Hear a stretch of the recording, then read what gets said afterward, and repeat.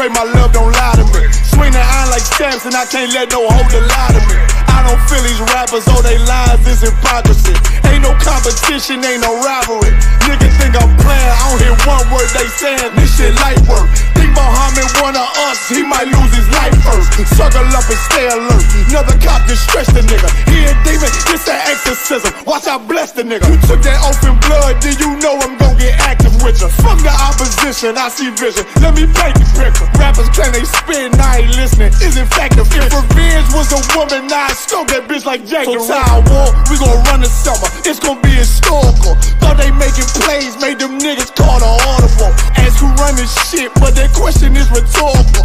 Bitch, I'm the one, me cookies with the oil. I'ma get them crackers, hell, should've never kidnapped my family. I can't do that, bet I be the last nigga standing. Do a life sentence for my niggas, pray you understand me. I might put a switch on this Glock and call it young baby. How you real triggering on them dots? You a bird feeder, claiming he a demon. What's a demon to a cold leader? When he saying something, I ain't hear him. This shit light. It ain't about who got this gun, it's about who gon' up that pipe first. I turn a bad situation to a game changer. Bring soldiers from the dead, just raised up the chain frame. Shots, I'ma look like Aaron Jones when I run it. Never bite the hand and feed you, you'll never get that hand back. He bitchin' about 10%, I don't wanna hear none of that. He dropping sword, fuck him, just make sure you get that cover back. Look around, he ain't with us, probably cause he never was. Now my chin like you with the angels for your brothers. Everybody wanna be Richard Porter, God kill him like Alpo. Play if he want, it's laying in the trunk like Lee Malvo. I'm a certified woman's ass nigga, I am not a toy.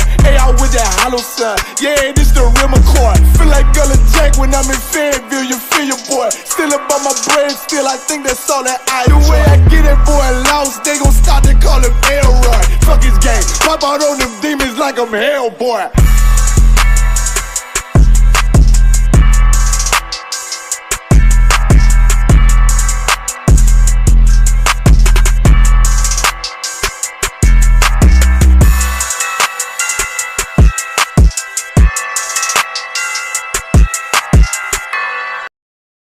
We talking about practice, not a game, not the game that I go out there and die for and play every game like it's my last. Not the game. We talking about practice, man. I mean, how silly is that? And we talking about practice.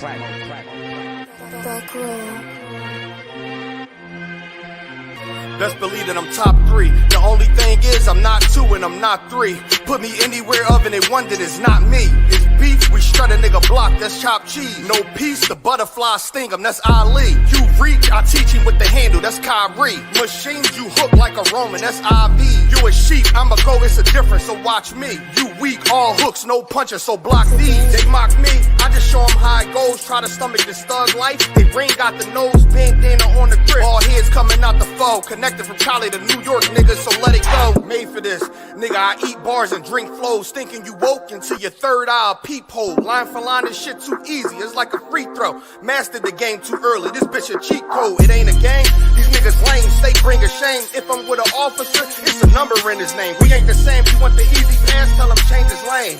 Shit, I've been through the fire, you can't stand the rain, take an aim. Tell him running, he can try his best. Drive a car named after me, that's why I'm in the vet. Laugh at these niggas once again, and I ain't break a sweat. Number 1 at everything I do, that's why I'm one west. The Lord is not the God of the dead, so when I die, coming back for my spot, so forever I'm top 3. Just tell him to watch this, janitor with the mop stick. You gon' need a defensive lineman to block this. On point when I bomb shit, 10 for 10 I do not miss. I'm barking with a full bulldog, it is not mixed. They can see that my mind's sick, I don't write, I find shit. I don't like it, then I switch. If I touch it, it's diamond. Tell a bitch that I'm God sent. It ain't because my kicks is built like 5'6", 5'7" is my bitch. Dangerous, high risk. I lose it, get another one. You think I'm talking about a girl? I'm talking about another gun. We here now? Hey, look, it is what it is now. We don't fuck with the house niggas. We burn the crib now. I'm ahead now, and I hope they can hear now. I don't care if you think it's it, nigga. I don't fear clowns. Silences make it sound like raindrop. That's a quiet storm. Get the job done in the view and get fired on. If you niggas standing for nothing, what you dying for? If you put real with real, that's how I was born. Walking this bitch ready for war. I'm in riot form. I want these niggas to see me flesh. That's why I am armed. I shouldn't live in the crib, nigga. I should buy a farm to go through this shit so effortless. Best believe that I'm top 3. Only thing is I'm not 2 and I'm not 3. Best believe that I'm top 3. Only thing is, I'm not 2 and I'm not 3. Best believe that I'm top 3. Only thing is, I'm not 2 and I'm not 3.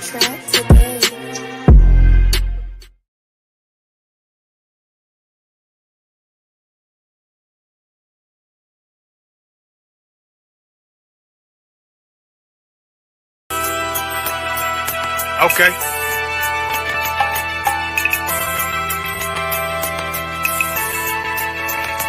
Homie, I've been... There's a king that's coming back to save our people. Now, we should be preparing ourselves for the return of our king, not stuck up in these denominations and religions that's destroying our people and destroying our nation. So when we are in this kingdom and our brother and sister is doing wickedly in this kingdom, we must tell them, look, the world is expecting you to stay docile, to stay stupid. That's what Christianity teaches our people. Teaches our people to hate one another and love the oppressor. Like, we'll never forgive one another for anything that another brother or sister do to us, but we'll forgive the oppressor in a heartbeat. There's something wrong with that, man. Imagine living your life as a whole Christian your whole life, and life's good because you're a Christian and Jesus is white and everything's going great, and there's a landslide and the earth opens up and you go downstairs and you walk through this place and you see a black Jesus, man. Why is Jesus Christ black with an afro in the catacombs, man? This predates the Renaissance period. So when you read the book of Genesis, the trees in the garden with other nations, a leaf, what are the leaves to a tree? Cover the tree. So Adam took the covering of another nation. What's the covering of another nation? Their culture. So when the Most High saw him, say, yo, Adam, where are you, man? Where are you? Don't mean I can't find you. He was like, who is this nigga? Where are you, man? I don't know you. Okay. So the Ba al Banya Yasha'ala wa Amarath al Ham wa Idea Yahaw. The Ba means speak. Al, when it's joined with something, so al Banya means what? Unto, right? Excellent. So al when it's joined with something means unto. Banya means children. Yasha'ala is Israel. So unto the children of Israel. Like if it's one thing a hoe gonna do, a hoe gonna hold. But you ain't, she can't hold if there's nobody to hold with. And the thing she said at the end, where she said, I went back and I lied to him and he still wouldn't do it. And then she threw up her hands and she said, well, he'll just be a brother. That's what he need. That's brothers. right.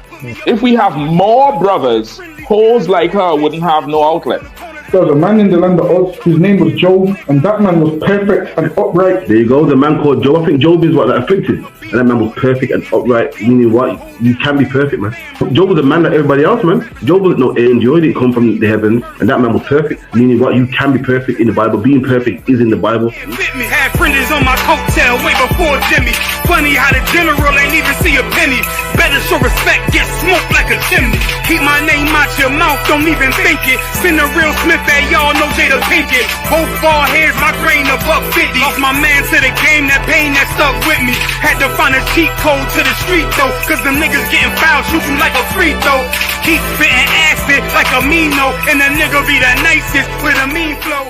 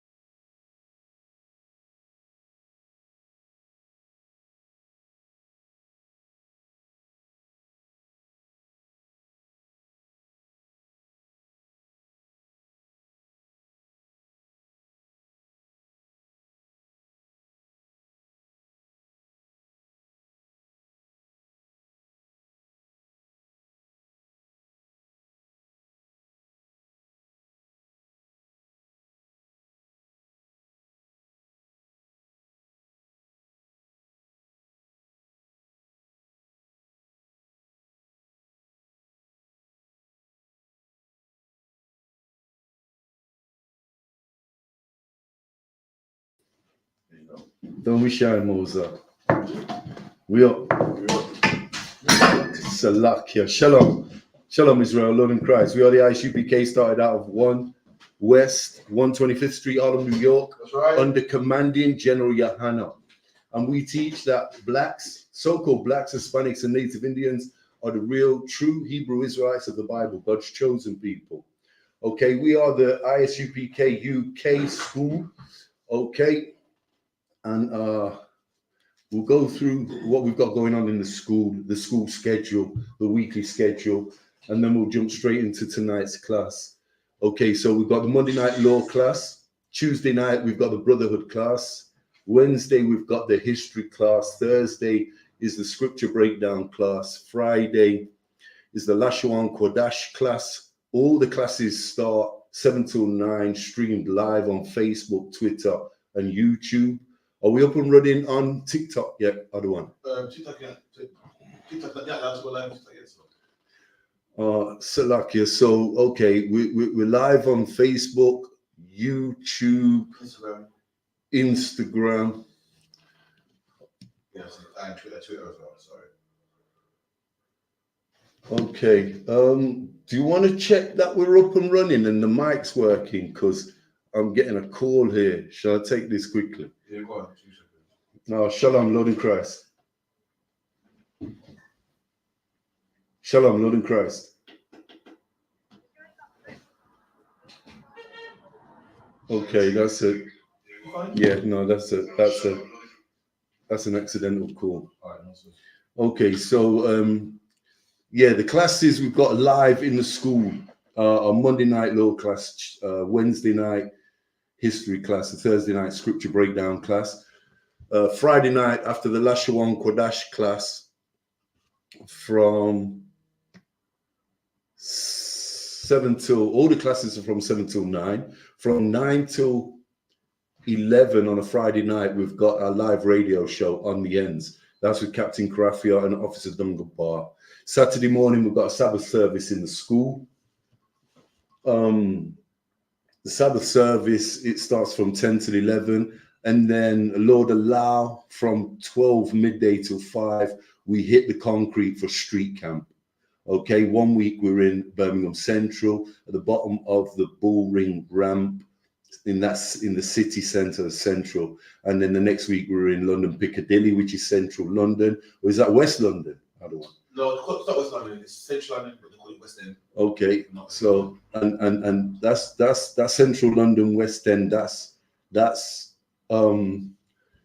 twice a month, and in Birmingham Central twice a month. That's right. Okay, that's what we've got going on in the school. Hell of a lot going on in the school. We've got feast days coming up. We're there at 394 Lodge Road, Hockley, Birmingham. Anybody that wants to attend the feast days, as long as you fall into the lineage of so-called blacks, Hispanic, or Native Indian, you're welcome in our school, because you're one of God's chosen people. You're one of the 3 tribes of Judah, being a Jew, or one of the 9 northern tribes from the northern kingdom, being an Israelite. All 12 tribes being Israelites, only 3 of the tribes being Jews.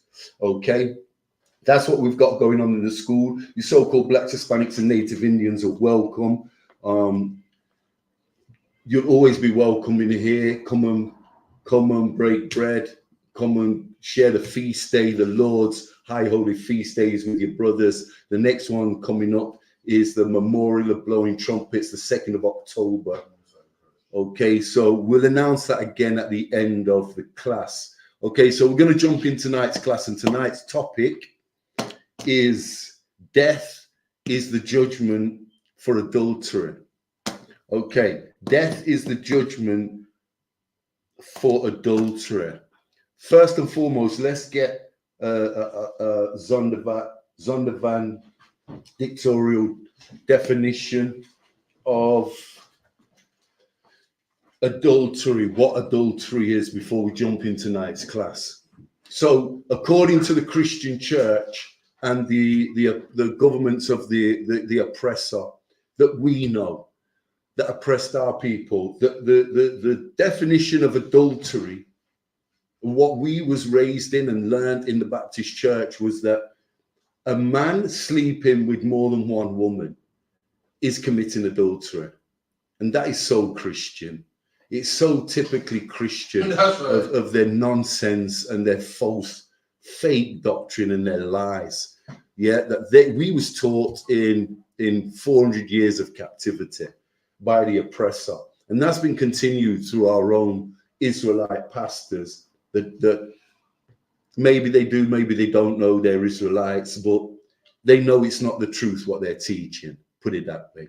That's 100. We know this, and we're sure about this. That's okay. Right. And adultery for a woman would be a similar thing. So in the Bible, we know that a woman can only have one husband, but a man can have more than one husband, numerous wives. That's right. If he chooses to take them.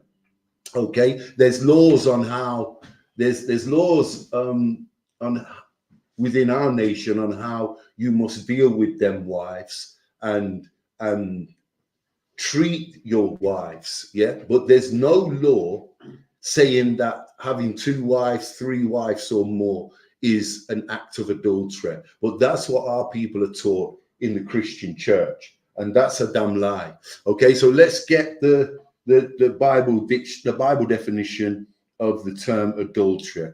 Can you read that for us, other one? Adultery, in the Old Testament, sexual intercourse, usually of a man, married or unmarried, always with the wife of another.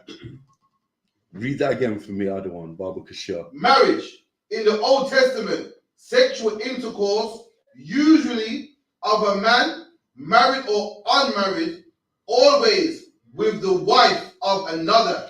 And this is why we've got to love the records of Moses.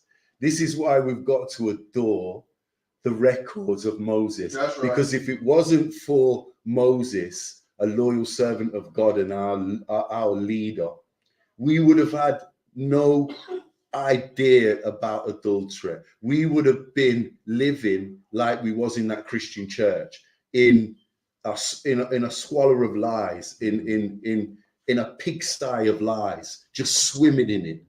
Yeah, so stay away from married women. That's right. That's what the definition is telling you. That's right. And that's what the law of Moses taught us, that men should stay away from married women. It's not part of the deal for our nation.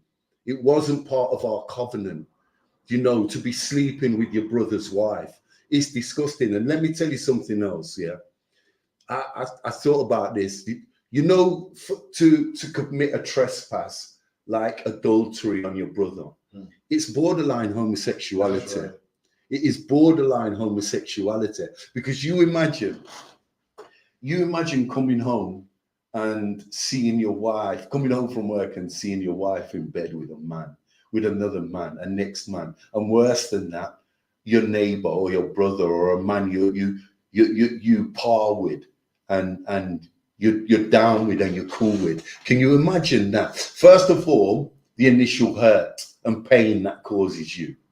Secondly, why would that man who's lying with your rib, why the hell would he want to be sleeping with your wife? Why? Imagine you've just slept with your wife, you've just laid with your wife, you've got up and gone to work in the morning. Okay? Now, without sounding too explicit, your bodily fluids do not just disappear just like that. Right. They're swimming around in your woman's vagina for most of the day. They disappear by swimming up into the fallopian tube or coming out through discharge. Okay, but for the periodically your fluids, or your semen being more explicit, salakia, is in that woman's vagina for the majority of the day. Okay, now you as an adulterist are going to sit outside up the road in the car waiting for your boy to leave for work, and within an hour of him leaving and sleeping with his wife and leaving and going to work, you're up in that same hole. You're up in that same vagina, yeah, and swimming in his mess. Your rod is swimming in his fluids, yeah. You're going to tell me that's not borderline homosexuality? You might as well be entwined with that man himself. This is dangerous, and this is why Moses gave us the law, adultery laws. I don't know, you got something for Yeah, there's certain man here that only got a woman if she got a man. Like, something wrong with them. Only don't mess with no one else unless, even here, you was lying in a man's bed. Man's batty and balls on that bed and everything. You just lying in that bed. On the sheets. Oh, no, listen, man. Oh, no, listen. I'm going to choose too long. Keep the truth too long. Imagine that. Imagine that. And apart from that, listen, we've not all been in this truth forever.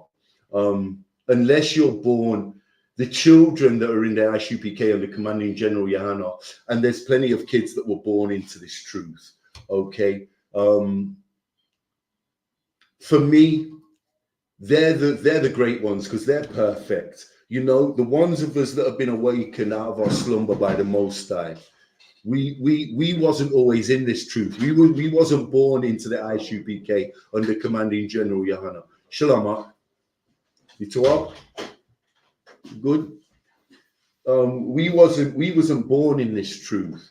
Okay, so we've all been guilty of one sin or another, breaking some of these laws that Moses has recorded, and they're all the records of the first 5 books, Genesis to Deuteronomy. Now you've got to think about, if you've ever committed an act of adultery not being in this truth, so damn well make sure you don't commit adultery in this truth, because there's a judgment. There's a judgment for adultery, and let me tell you, it's death and destruction. You're not going to get away with sleeping with your brother's wife. You're not going to get away with it. And you women out there, you sisters out there that think that you can put your man away and go and find another man because another man has got more gold, more Tom, more Wonga, a bigger car, a flashier house, more money, going to take you on extra holidays a year. You're going to get to go to the beauty and nail salon every week. While with your present husband, you only get to go once a month. Listen to me good, sisters. Listen to me good, you virtuous women out there that are about to step into the I.S.U.P.K under Commanding General YAHANNA. You've just saved your life. That's right. Because in here, the home of the truth, you will not be committing adultery, and you will not be looking at another man and be looking to put away your man. We have these laws for a reason. We have our records for a reason. Mozart, get me Leviticus 20 and 10, Baba Shah, if you will. The book of Leviticus, chapter 20 and 10. Let's have a look at this law as Moses recorded it. Like I said, we have these records for a reason, and we do damn well to start paying attention to them. And that's why UPK is so great. You might be in one of these fake Israelite camps and be learning these laws, but you're not learning them to the letter of the law.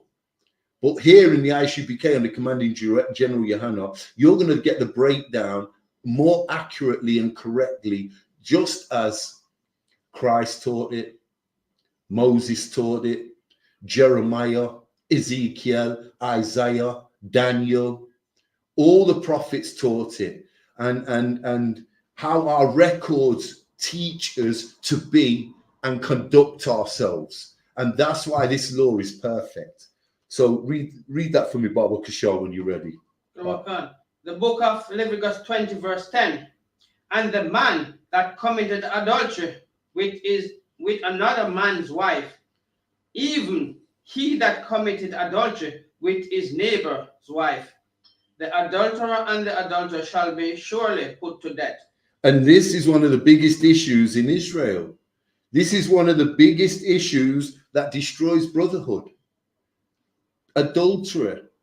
We have this law for a reason. This is one of the biggest issues that destroys our brotherhood amongst us, and even sisterhood, because you sisters might be wanting to put your husband away and looking for a man that's already married, already got a sister. Now that's not where the law's being broken, but putting your husband that you have already away, it's not allowed in Israel. That's right. That is a lawbreaker. That's the icebreaker for breaking the law. It's not allowed. Read that again, Baba Kashar. Okay. The book of Leviticus 20, verse 10. And the man that committed adultery with another man's wife, even he that commit adultery with his neighbor's wife, the adulterer and the adulteress shall surely be put to death. And there's your judgment. There's your judgment. You're not going to get away with committing adultery. You men out there are not going to get away with being sneaky behind your brother's back, waiting until he's left the house, sneaking in, popping in and out of his rib and thinking you get away with it. Guess what? The angels bear witness. That's right. Do you know that? Every little thing that you do is getting reported back to the Most High God. You're not going to get away with anything. Do not mess with another man's woman. And listen, we're not just talking about Israel here. You know, you can't even be messing around with an Indian woman, a Chinese woman, a white woman. If a white woman's got a white husband or an Israelite husband, stay the hell away from That's them. right. Okay, you're breaking two laws. It's 2 in 1. You know, you're sleeping with a heathen, which is not allowed, and you're committing adultery. That's a double whammy, and you think you're gonna see out the rest of your days under the sunshine and with a pocket full of money and a big bank balance and a nice house and it's not. The Most High God's not going to give you that, Israel. Yeah, Salaki, you got something there. The scripture letting you know what adultery is. Nowhere did it say adultery is a man with 2 young. It's letting you know what adultery is. It's adultery when a man has sex with another man's wife. That's the definition of adultery in the Bible. That's right. According to Christianity, they said adultery is a man having another wife or getting married, having sex with a woman, you have a ring on your finger. That's not what it says. Nonsense.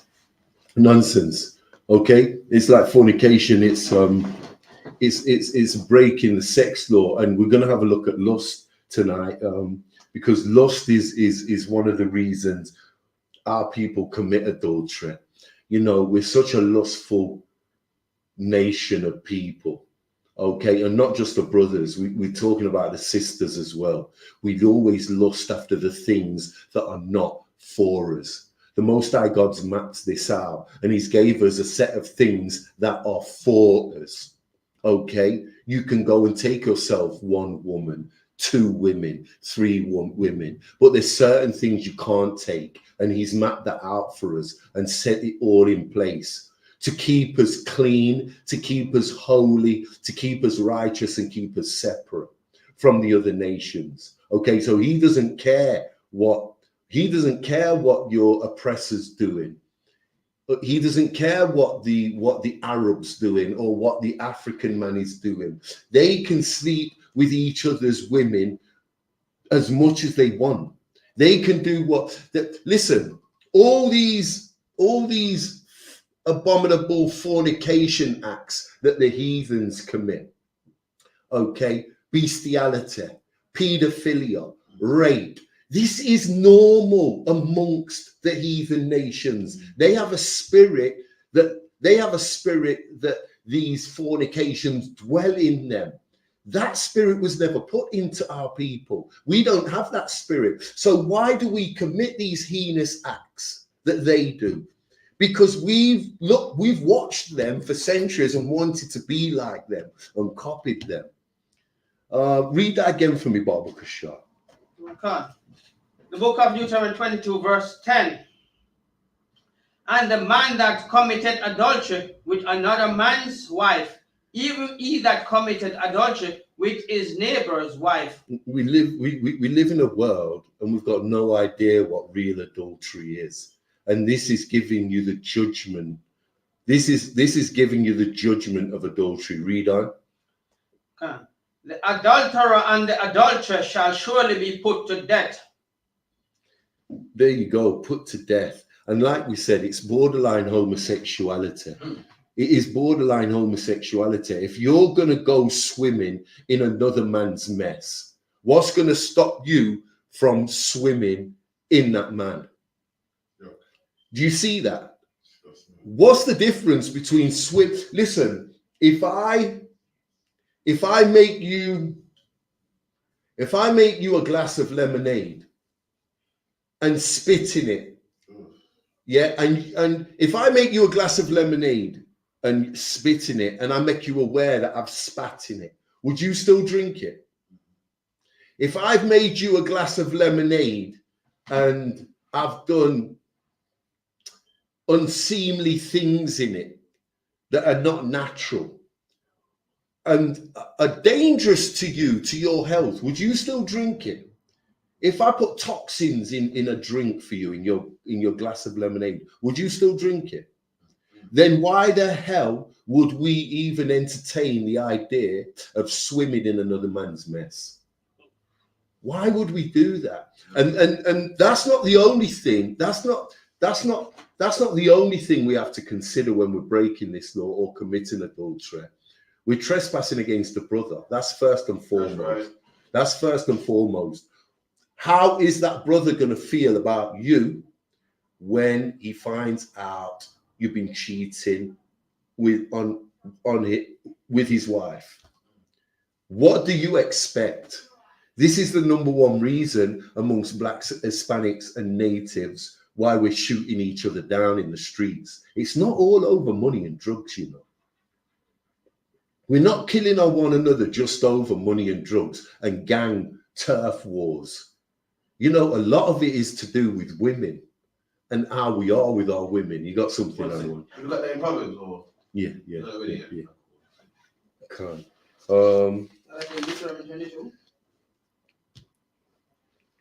It's what are you talking about? Proverbs. What a man killed for adultery. Can't. Let's get it. Let's get it. It's Proverbs 6:34. Six. If it's 6, no, it's 6:24. Let me just check.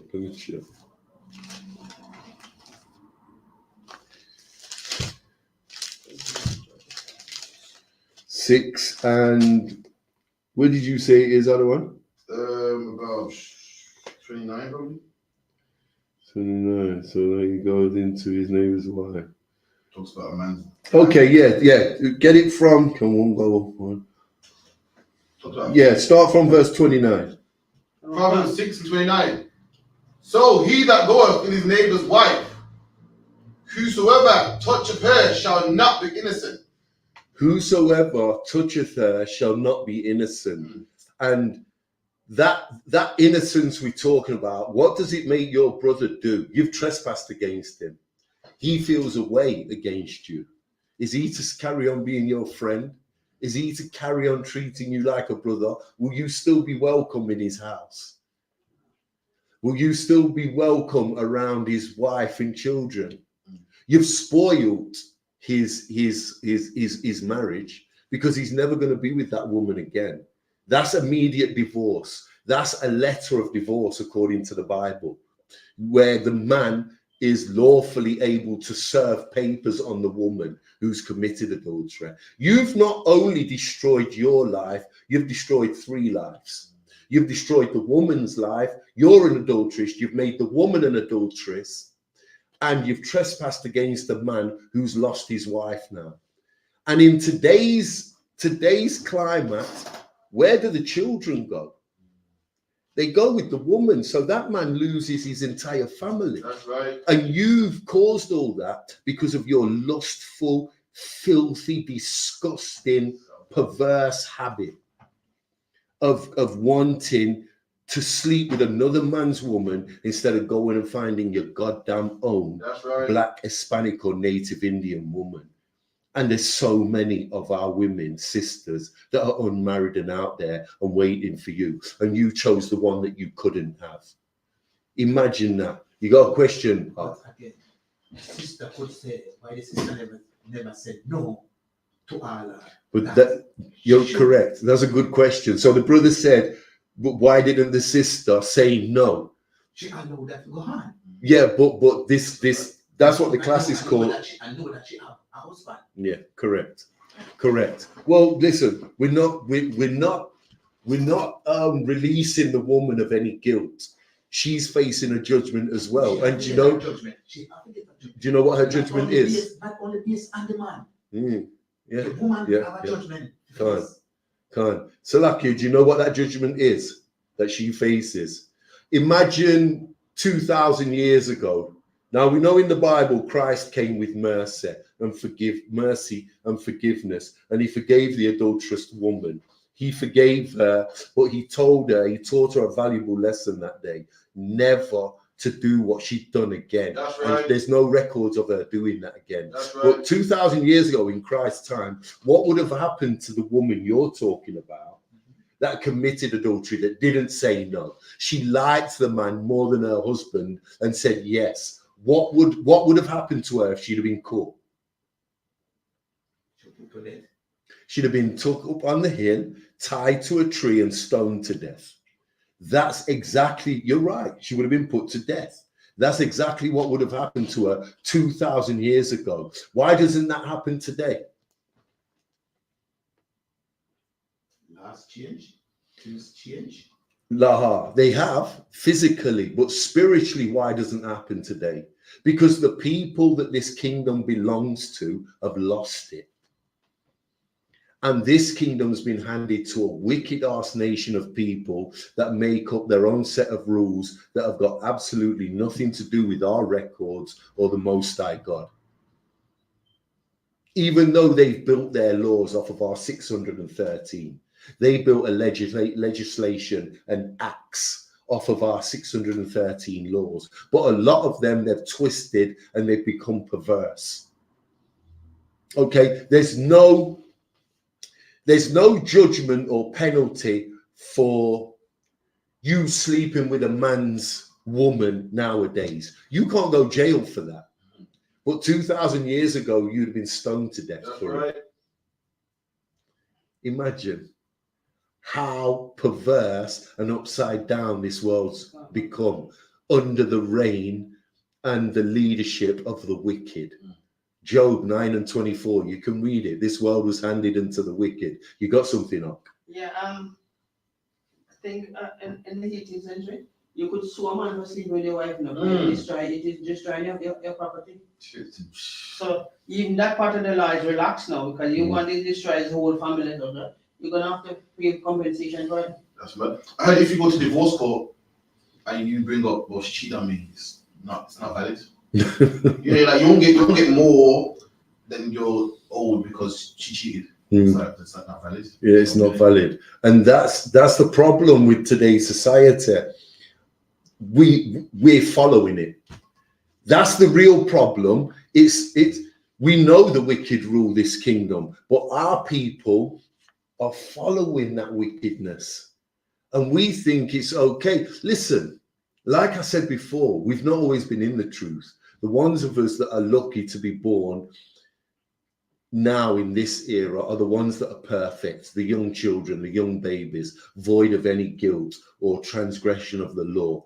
Because a good brother in the I.S.U.P.K under Commanding General YAHANNA is raising his children in the truth.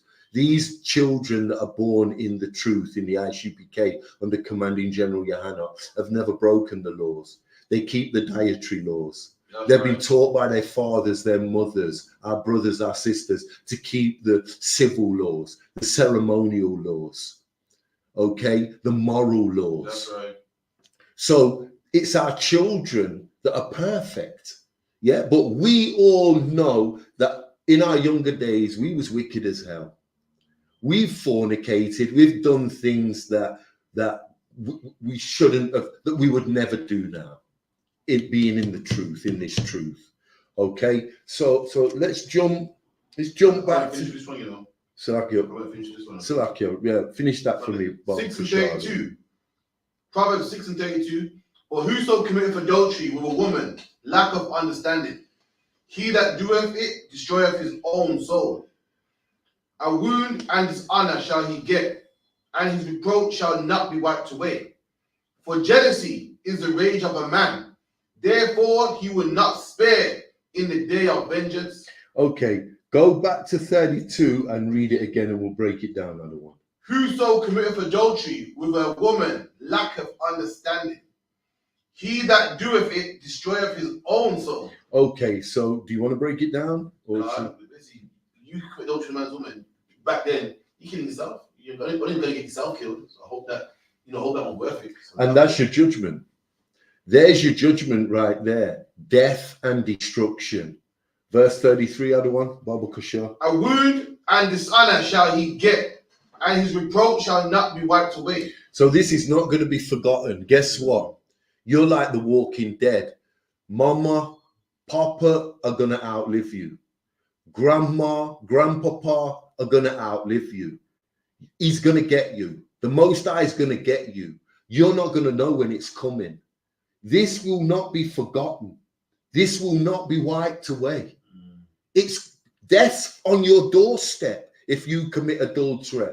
You're dead before you're born. It's over. You're finished. You commit adultery, you're already dead. You're like you're the walking dead. You just don't know when it's coming, when it's going to happen. Read on Bible Kushah, other one. Verse 24. For jealousy is the rage of a man. And if the Most High God doesn't get you, he's going to send the man you've trespassed against to get you. If that bus doesn't let you down in the street, if AIDS doesn't get you, that's right. Guess what? The husband is going to shoot you in your face or the back of your head. How about that? You're dead. And there's no getting out of that. Read on other one, Bible Kushah. Therefore, he will not spare in the day of vengeance. Woo! Woo! This is what you're bringing out. Your brother's in jail for this. It's a done deal. Think of O.J. Simpson. O.J. Simpson's wife was a heathen, and rage killed her. Now listen, for legal reasons, we're not going to sit here and teach or say that O.J. Simpson murdered his wife. Guess why? Because O.J. Simpson bust the case. There was a civil lawsuit that found him guilty, and he had to pay out millions. From my understanding, he never paid, or he was owing a lot of this money. But in a court of law, he was found innocent of killing his wife. But guess what?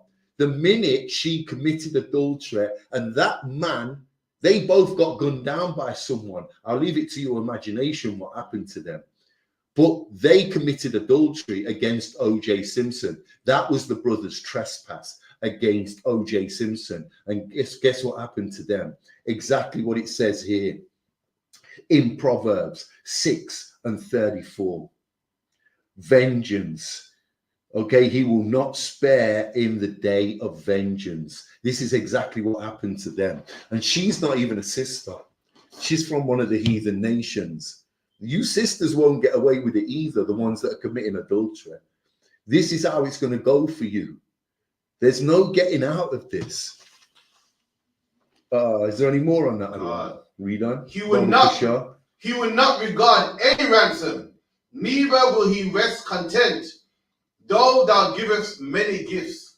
Read that again, Bible Kushah, the one. He will not regard any ransom. You can't pay him off. Neither will he rest content, though thou givest many gifts. Okay. So you can say sorry a million times. Sorry is not going to cut it when you've gone swimming in a man's mess. From the minute you swim in that mess, you put your rod in his mess. You violated him. You might not have violated the woman, but you've given the woman a death sentence, and you violated the man. This is one of the worst trespasses that you can get in our law. Okay, remember brotherhood. Is there a law greater than brotherhood? No, bar one. Love. Okay, if loving our God with all thine heart and soul is the number one law, brotherhood is the second most important law. There's nothing above brotherhood, according to our records. There's nothing above this law. So to commit adultery against your brother is the worst violation you can. I mean, this is worse than stealing £1 million from him. This is worse than coveting all his goods to covet his wife. So like you said earlier, you go jails full of men that are in jail because of this. And I can see when the Bible goes how you can't pay a man off his bets. Can you imagine a man in your yard when you're gone? Listen, you couldn't pay me off. When you deep, like, he said OJ as well. OJ, apparently this next man was driving his car. Yo, listen, man. That's a fire. Just listen, man. I can see why. I'm not saying it's right, but I can see why. If he did do it, he did what he did, you know. And the Bible's right. You can't pay a man. You can't talk to him. But the man gets to thinking, he goes, hold on, you was on top of my wife at night in my bed, in my house. It's a wrap. My children were in bed sleeping. It's a wrap, man. You can't pay him off. You can't say sorry and give him gifts. Damn. Yeah. So like, yeah, it's over the clock. Proverbs 7 verse 22. Proverbs 7. Let me give me 1 second. Yeah, go ahead. Go ahead. Get that Baba Kashar. The book of Proverbs 7 verse 22. He goeth after her straight away as an ox goeth to the slaughter, or as a fool to the correction of his stocks. So you see, the woman entices you with fair speech. Speech to make you feel confident that the man of the house is gone. So you can come and break.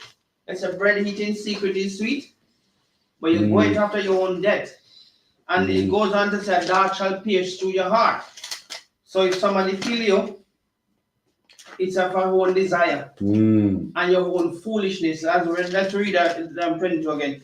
He goeth after her straight as an ox goeth to the slaughter. So you go in there and thinking you're gonna eat bread, sweet bread in secret. You're going to your slaughter. And then you there and ask, oh yeah, you know she's making all our funny sound to make you feel like you're doing the best job in the world, like our husband was doing a good job. Yeah? As an ox going to the slaughter, or as a fool going to the stocks. And look, it's a negative from every side. Every square, every flat side of the square, it's a negative. You cannot expect any forgiveness from the husband if you've committed adultery, this kind of trespass against him. You cannot expect any kind of warmth, any kind of understanding. You know, this brings about the worst type of feeling and breaks brotherhood in the absolute. It really does cut. It cuts brotherhood up into shreds. Yeah, you cannot be sleeping with a man's wife and expect to be forgiven for this kind of nonsense. It really does cut like shreds. Okay, get me Job. Job 36, start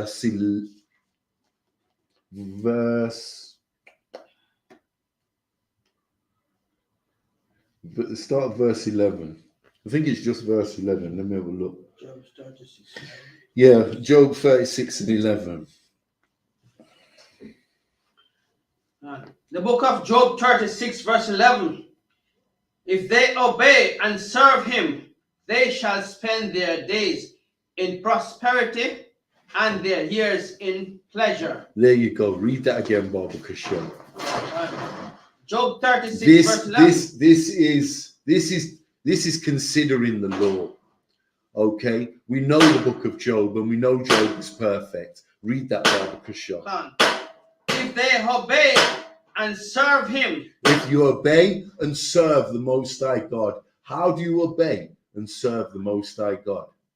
Keeping the laws, statutes, and commandments. Keeping his laws, statutes, and commandments, and not committing adultery is what? It's one of the 10 commandments. It's one of the major laws.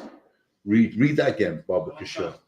If they obey and serve him, they shall spend their days in prosperity and their years in pleasure. There you go. So commit not adultery and live till you're 100.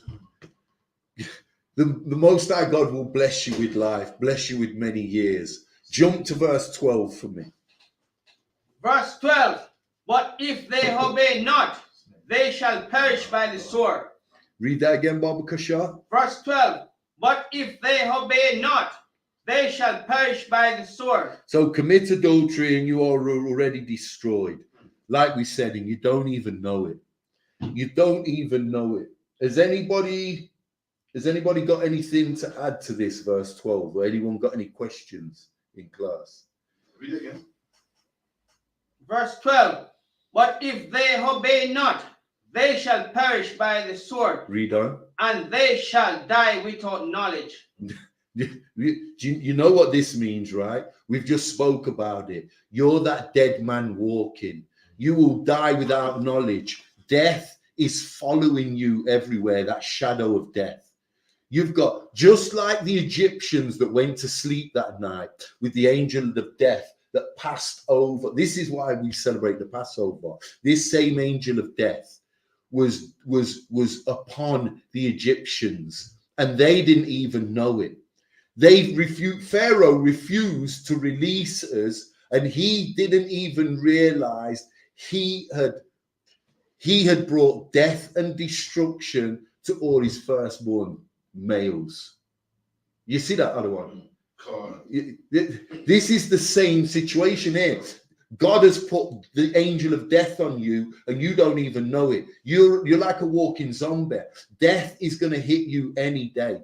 It might be today, it might be tomorrow, it might be in 5 years, but it's on you, and he's not going to leave you alone until he gets you.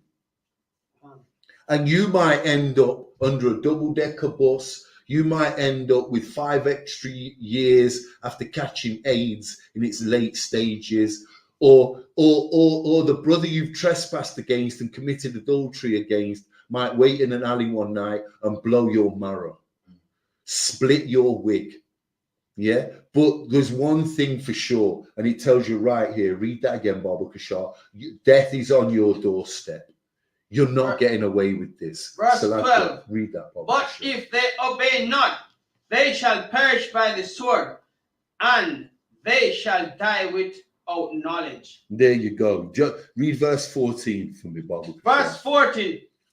They die in youth. They do what? They die in youth. They do what? They die in youth. Mommy, papa, grandma, granddaddy, everyone's going to outlive you. You've committed a sin where there's no going back. Salakia, do we realize there's no repentance for adultery? There's no repentance for adultery. You cannot commit adultery and think that you're going to live 100 years. It's not going to happen. Read that again, Baba Kasha. Verse 14. They die in youth, and their life is among the unclean. Filthy as hell. If you commit adultery to the Most High God, you're unrighteous, you're filthy, and you're disgusting. Just like these heathen nations who think it's normal, and we've started to follow. Just like that Christian pastor up in the church that teaches a bag of nonsense. He's quick to divorce. The same pastor that marries you in 6 months tells you to get a divorce. And then he'll probably go and marry you, the woman you was married to. Confusion. And this type of confusion brings about pain, misery, death, and destruction, Israel. It's not for us. We should stay away from it. Give me Exodus 20 and 14, Baba Kashar. That's what the Bible said, thou shalt taste and live. Exodus 20 and 14, Baba Kashar. Let's just reiterate this law so it rings out in our people's ears. You so-called blacks, Hispanics, and Native Indians, get your head around this. This is a law class. We're teaching you the law. That's right. This is a law not to commit adultery. That's right. This brings about true brotherhood, true sisterhood. When the sisters are together, we are strong as a nation. When the brothers are together, we are invincible as a nation. This is how the Most High God meant it to be. Exodus 20 and 14. Read that, Baba Kashar. The book of Exodus 20, verse 14. Thou shalt not commit adultery. Thou shalt what? Not commit adultery. There you go. This is a law. This is in the law book, or what some people call the book of Moses. This is where you find the 613 laws in the first 5 books. Genesis, Exodus, Leviticus, Numbers, and Deuteronomy. Read that again, Baba Kashar. The book of Exodus 20, verse 14. Thou shalt not commit adultery. Okay, this is the law. And guess what? If the Most High speaks, you shut your goddamn mouth. Do you understand that? If the Most High says something, you shut your mouth and you do it. You get on with it. It's as simple as that. Listen, why do we think this is a negotiation? Why do our people think that we can negotiate with the Most High God? This is what the Christian church has done to us. This is how destroyed we've become. The Christian church has absolutely demolished our spirit. You understand? We think we can sit up in that church and negotiate with the Most High God. Huh, Moza? Why do we think we can negotiate terms with the Most High God? Do you know how bizarre that sounds when you're in the truth? When you're in the I.S.U.P.K under Commanding General YAHANNA, and our people, blacks, Hispanics, and Native Indians, are sat up in that church trying to negotiate with the Most High. How ridiculous is that? You can't just shut your goddamn mouth and do what you're told to do. For goodness sake, my God, what the hell is wrong with our people? We think we can take our sin to the negotiating table with God. And we've been taught this in the Christian church. There's no negotiations with the law of the Most High God. There's no negotiations. Yo, get me Proverbs. Proverbs. You jump back into Proverbs. Get me Proverbs. I think it's Proverbs chapter 6. Proverbs 6.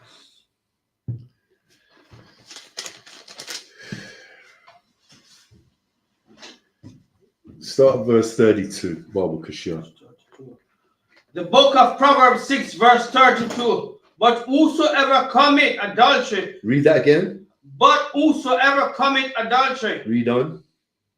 With a woman lacketh understanding. Okay, you lack understanding. So if you sleep with your brother's wife, 9 times out of 10, you see it as some kind of perverse trophy that you've won. You know, instead of just going out and find, this is what's wrong with our people, okay? This is what's wrong with our brothers, with egos, okay? With that profane sense of vanity we've got. Oh, my brethren's got a dang gal TT, 10 out of 10. She should be with me. I'm better than him. For God's sake, he's your brother. Where the hell is your brotherhood? And you see why this law teaches us brotherhood? Because it will stop you from lusting after your brother's wife. It will stop you even thinking about committing adultery. You see that, Moses? Read that again, Bible Kashar. Book of Proverbs 6, verse 32. But whosoever committed adultery with a woman lacketh understanding. So you lack understanding because you think that it's normal now in this world. You think it's normal to have your best friend or your brother's wife hanging on your arm, whether it's in public and she's put him away and committing adultery herself in plain daylight, or whether you're sneaking behind closed doors and doing it. That's, you know, them sneaky moves, them sneaky moves, and trying to be on the D-low, trying to be under the radar. You're not under the radar.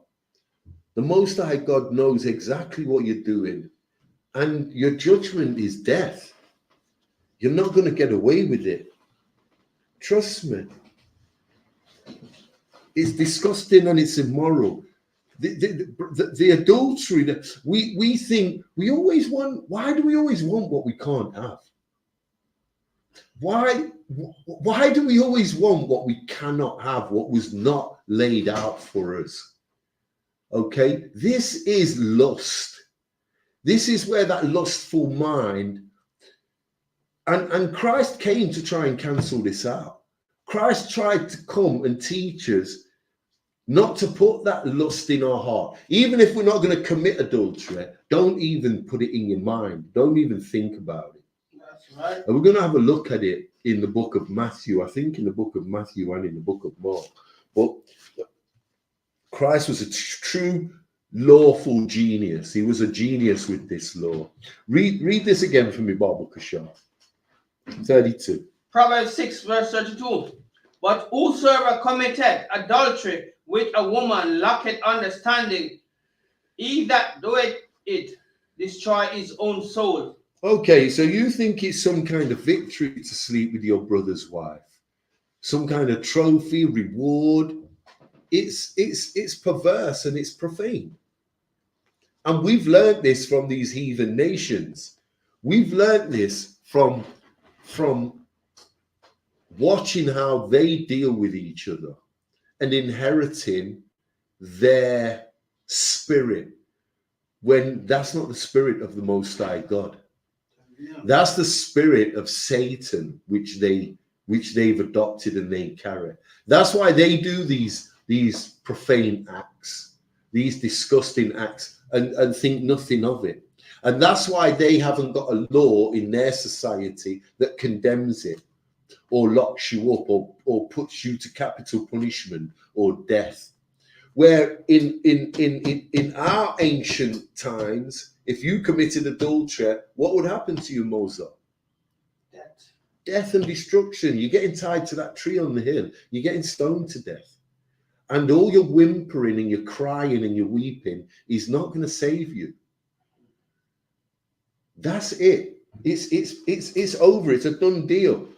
Deuteronomy 5:18, Baba Kasha. The book of Deuteronomy, chapter 5:18. Let me know when you're there. Read that for me, Baba Kasha. The book of Deuteronomy 5 verse 18. Just to reiterate the law one more time, okay? Just so you Christians know that, well, not so much you Christians, you so-called blacks, Hispanics, and Native Indians that are stuck up in that Christian church. This is for you. We can't stop reiterating the law, okay? This is all throughout the Bible. Touches so much on adultery, okay? This is one of the greatest laws that you're gonna learn. You're gonna learn, because it either condemns brotherhood or it builds brotherhood. You can go left or you can go right. That's right. One way or another, or the other. Read that, Bob Kasha. Book of Deuteronomy 5 verse 18. Neither shalt thou commit adultery. Read that again, Bob Kasha. Neither shalt thou commit adultery. And there you go. How many times did Moses record this? We've read it 3 times in the law book, known as the Torah, known as the book of Moses.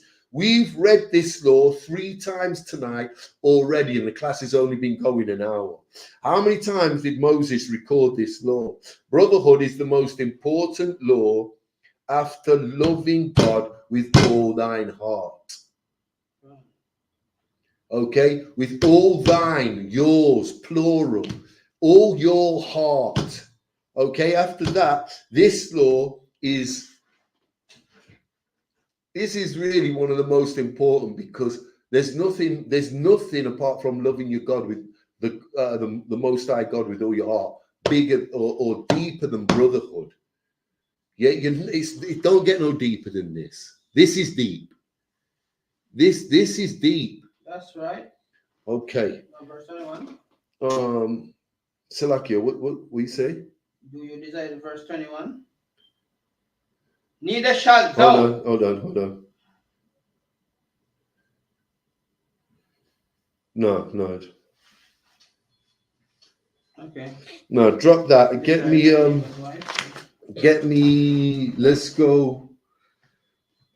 Read that again. Read verse 18 again. We can't stop reiterating this law. Book of Deuteronomy 5 verse 18. Neither shalt thou commit adultery. Neither shalt thou commit adultery. And this is Moses recording it again and again and again. It's not just recorded once. Not when Moses is recording it. He wants to get this. You see how important it is. He wants to get it across to you blacks, Hispanics, you so-called blacks, Hispanics, and Native Indians. We have to stop behaving so carnal. And Moses was teaching us this. We have to stop behaving so carnal and thinking, okay, back then we would have been tied to a tree, like we said, and stoned to death. You've got to stop thinking carnal. You've got to put that spirituality, that the love of brotherhood before your lustful heart. You see that? You've got to start putting your brother first before your own carnal desires, because them carnal desires are going to bring about lust, and that lust is going to bring about the destruction of you as an individual. You're not going to get away with adultery. Let's go to Psalms 147, Baba Kashar.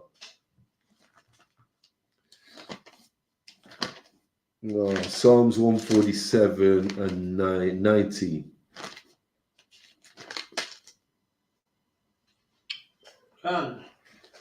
The book of Psalms 147 verse 19. He showeth his words unto Jacob. He did what? He showeth his words unto Jacob. Okay, so there you go. The Most High God doesn't care about these other 17 nations, these heathen nations committing adultery, doing their profane acts on their one another, whether they've got brotherhood, sisterhood or not. The Most High God only showed what? His words unto Jacob. He only showed his words unto Jacob. Who is Jacob? He's the father of the 12 tribes of Israel. He's the father, the progenitor of you so-called blacks, Hispanics, and native Indians. Read on. His statutes and his judgment unto Israel. Okay, so he only showed his statutes and his judgments to Israel. And who are Israel? The children of Jacob. That's me and you, Israel. That's you so-called blacks, Hispanics, and native Indians. Read verse 20, Baba Kishar. Verse 20. He hath not dealt so with any nation. Okay, so he only showed perfection to us, the so-called blacks, Hispanics, and native Indians. He never dealt so with the other 17 nations, the heathen nations. And that's why he doesn't care about their lustful spirit. He doesn't care about their carnal spirit. He cares about our spirit. He cares that we're not committing these carnal, heinous acts, these profane, perverse acts. He doesn't care what they're doing. He's worried about us. Read that again, Baba Kishar, from 19 all the way through. The book of Psalms 147 verse 19. He showeth his words unto Jacob, his statutes and his judgment unto Israel. Verse 20. He hath not dealt so with any nation, and as for his judgment, they have not known them. So why do we think we can behave as carnal as these heathen nations if he's not dealing with them? If he's not dealing with them, why do we think it's normal and proper to behave like them and commit adultery and commit profane, perverse acts, just like how they do? Why do we think it's normal? What the hell is wrong with us? And it stems from that Christian church, Mozart. That's where it all stems from. It stems from that Christian church.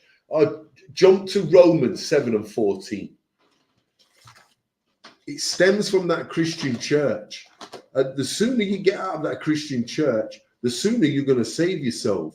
Because while you're stuck up in there, you're going to be committing these lustful acts of adultery your entire life and think that it's not that it's normal, but you're not going to think that you're doing anything really that wrong. But imagine, let's wind the clock back and go back 2,000 years. In fact, let's wind the clock back 3,000-4,000 years into the time of Moses. Imagine you lived in these times. If you committed adultery, you might as well run to Moab and live there for the rest of your life. Because if Aaron or Moses got their hands on you, it's a done deal. But even if you run to Moab or you run to Haman, God's spirit is still going to come to judge you. That's what we're saying. You're not going to listen. If if the victim of adultery doesn't get you, don't ever think you've got away with your heinous act, your lustful act of adultery. The Most High God is still going to set the angel of death on you, on your clot, on your stinking, filthy, disgusting clot, and you're not going to get away with what you've done. Point blank and period. Where we at? Where we at? Romans 7 verse 14. Let me catch up with you, Bible Kasha. Romans 7 and 14. Read that, Bible Kasha. Book of Romans 7 verse 14. For we know that the law is spiritual. Read that again. For we know that the law is spiritual. The law makes you perfect. Why? Because it's spiritual. It's not carnal. Read that again and read through. The book of Romans 7 verse 14.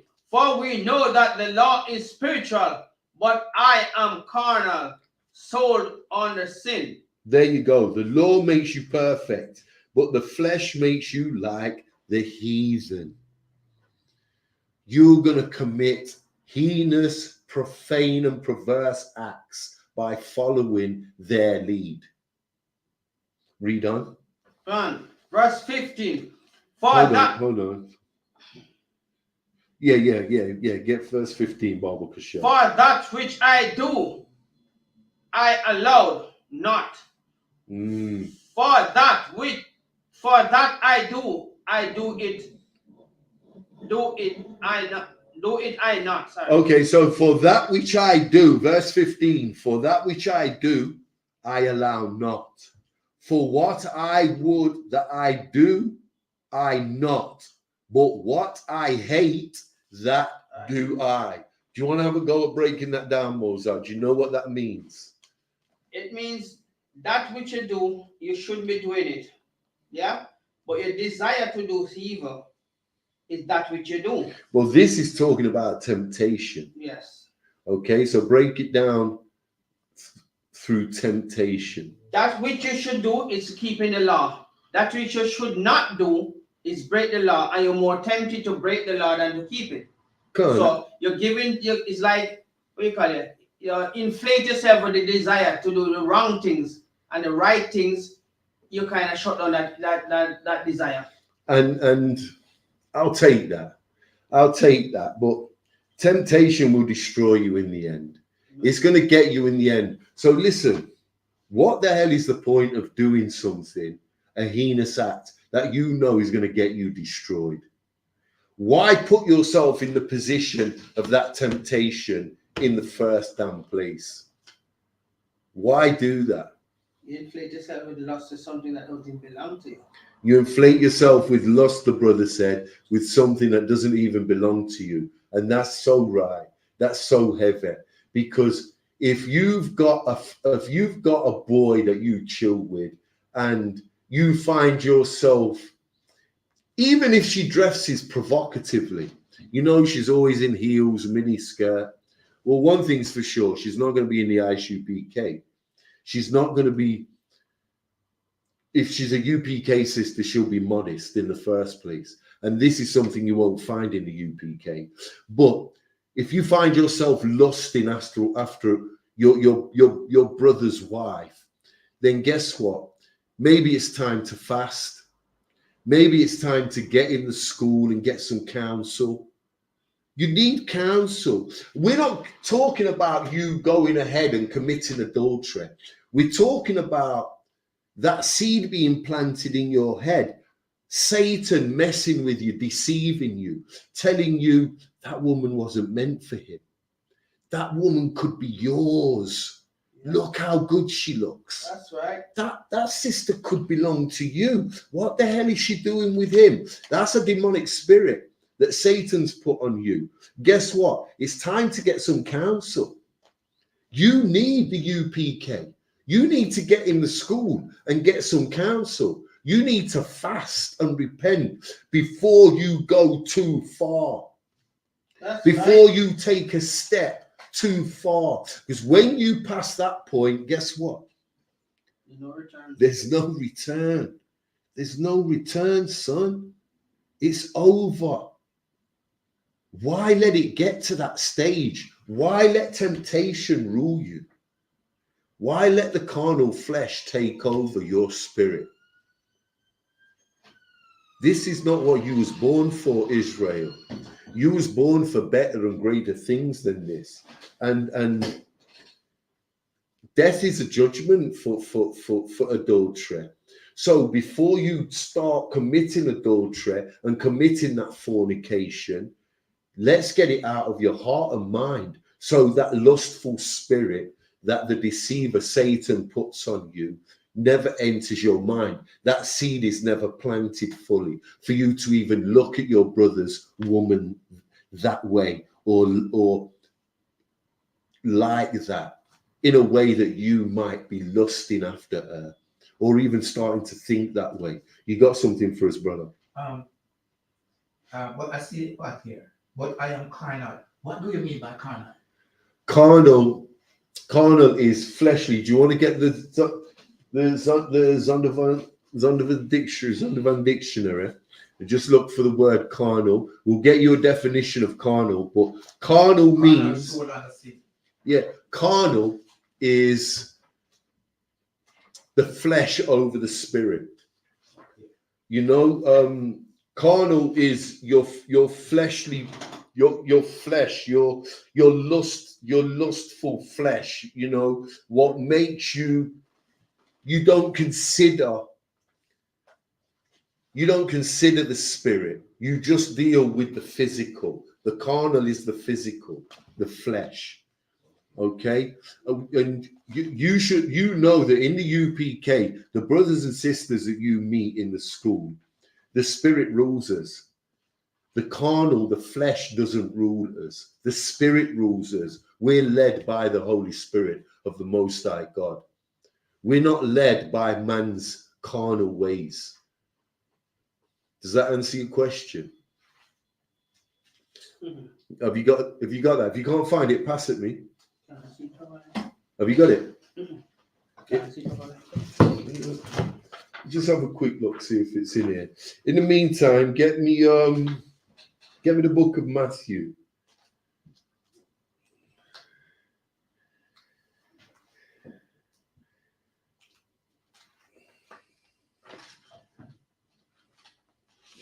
Give me Matthew 5:27, Baba Kashar. Hold on. Here's carnal. Okay, so here's your Zondervan pictorial dictionary, Bible dictionary. Here's your Bible definition of carnal. Okay, carnal, fleshly, of or pertaining to the body as the seat of the desires and appetites, usually employed in scripture in the bad sense, as opposed to spiritual. Okay, and then it goes on to an example in 1 Corinthians 2:14 and 1 Corinthians 3:4. Okay, of examples of carnal, fleshly, overbearing the spirit, which is 2/3 of our people. If you're stuck up in that Christian church, or you're following the Islamic doctrine or a Rastafarian doctrine that is not of the Bible, you're almost definitely following the carnal flesh. You're not following the spirit, or you're not living within the bounds of the spirit of the Most High God, like we are in the I.S.U.P.K under Commanding General YAHANNA. The spirit rules the brothers and sisters in here. We follow the spirit, not the flesh, not the carnal. So does that answer your question? Do you understand that? And that definition, that's a Bible definition of carnal. Okay, so where are we there? Matthew 5:27. Hold on, let me catch up with you, brother. Read that when you're ready, Bob, for sure.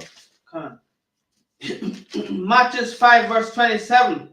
Ye have heard that it was said by them of old times, thou shalt not commit adultery. Okay, so this is red writing. This is Christ being quoted. Okay, this is Christ talking. This is where lust starts. Okay, this is what Christ came back to teach us. Something that Moses couldn't or never did. Okay, and it's not to say that Moses was no good at teaching the law. Moses was good at teaching the law. He taught it how he was told to teach it. He taught it how he was told to record it. Okay, but Christ taught it a little different. Christ taught it to the extent Moses taught it to put the fear of God into the fear of God into us. Okay, Moses taught it so and made sure that you knew the repercussions if you ever broke this, what he'd recorded. Do you understand that? Yeah, but Christ didn't teach it like that. Instead of Christ coming to you and saying, if you break this law, you're going to get your damn head chopped off. Christ came to you and told you, listen, don't fear this law, love it, embrace it, walk towards it, because once you embrace this law, your life is going to improve 100%. That's right. Do you understand that? You got a question? Read Matthew 5. We're in Matthew 5. Matthew 5. Yeah. What I say unto you, that also... No. Which verse are you reading? Matthew 5, 28. Hold on. We're gonna read. That's what we're reading now. We're reading that now. So read 27 again, Baba Kashan. Oh, come on. The book of Matthew 5, verse 27. You're gonna get the correct breakdown of what's tickling you so much. Ye have heard that it was said by them of old, thou shalt not commit adultery. This is where the lust starts. This is where adultery comes from. In the heart, in the mind. And Christ came to warn us of this. He came to warn us of this lustful spirit. Okay, read on. So come, verse 28. But I say unto you, that whosoever looketh on a woman to lust after her, hath commit adultery with her already in his heart. And there you go. That coincides with what I'm showing you Christ was teaching.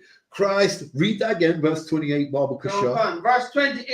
But I say unto you, that whosoever looketh on a woman to lust after her, hath commit adultery already with her.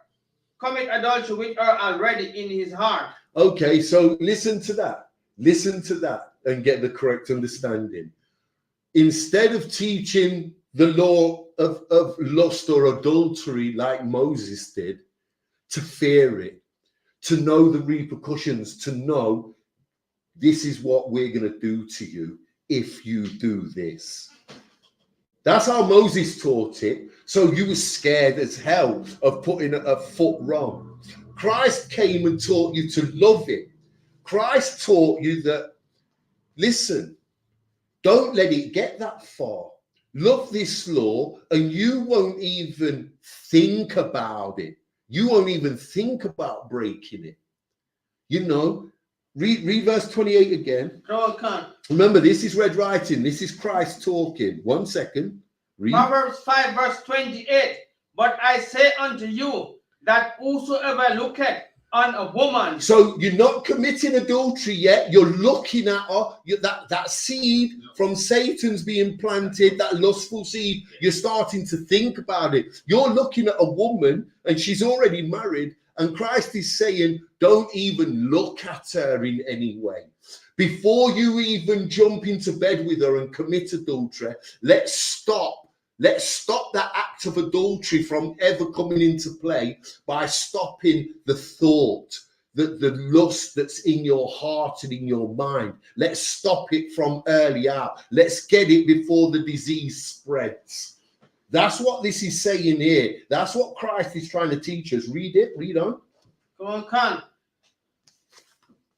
To look on her, to lust after her, had committed adultery with her. Okay, so he's not took her to the hotel room and slept with her, knowing that she's already got a man. Christ is saying even to look at her. And that's a thing we do on a day-to-day basis, we men. Yeah, and you're breaking the law. And you break the law. Yes, that's adultery, because where does it lead? Where does it lead? That lustful heart you're carrying, that lusting after that woman, where does it lead according to Christ? Where does it lead? To that.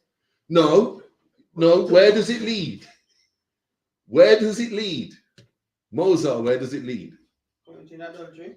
Committing adultery. If you're already lusting after the woman, yeah, what comes next after lusting after her? Approaching her, whining and dining her, taking her to wherever you're going to take to go swimming. Let your rod go swimming in another man's mess.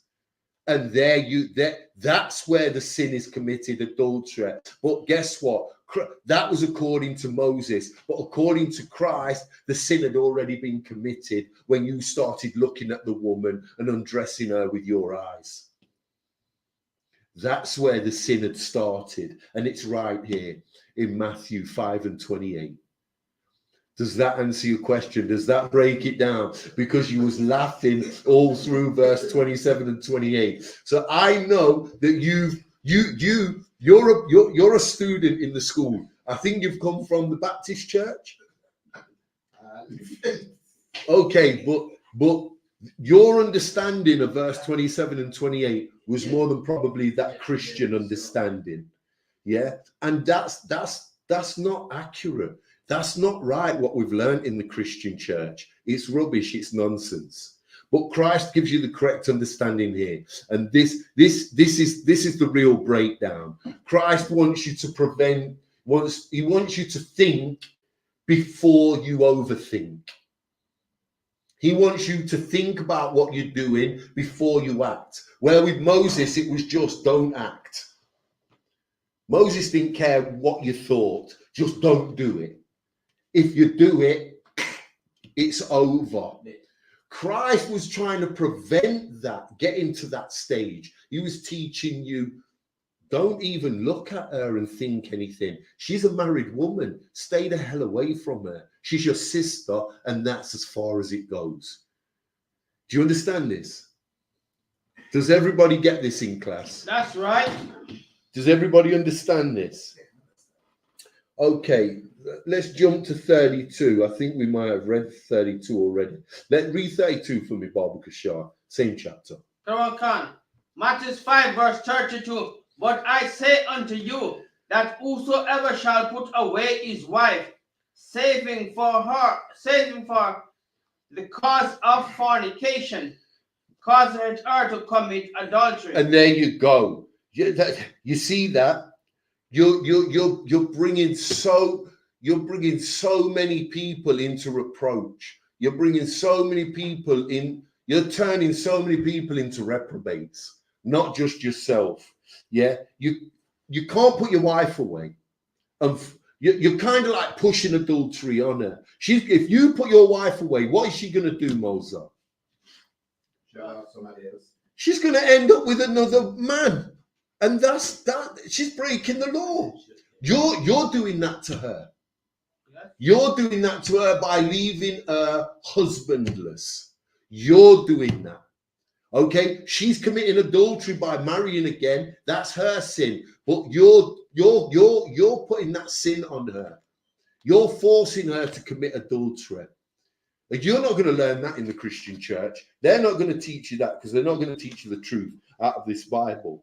You can be forcing your wife into adultery by putting her away for your own fornication, for your own perverse thoughts. of breaking the law, your own lust, breaking the law of committing adultery. You know, and you might not be committing adultery. You might have just gone and got a woman that you prefer to your wife. You're not breaking the law. You can have a second wife, but you cannot put her away at your second wife's expense. Do we all understand this? That's right. Can you have a second wife, a third wife? Sure, of course you can. Can you have a second wife by putting your first wife away or serving her divorce papers, a bill of divorce? Certainly not.